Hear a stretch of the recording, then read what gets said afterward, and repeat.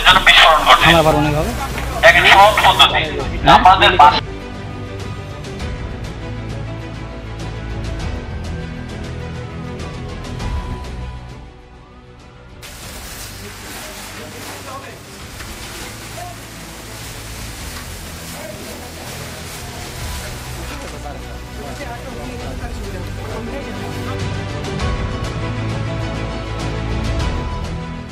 হয় তখন পানিটা উপরে ভাসমান অবস্থায় থাকে।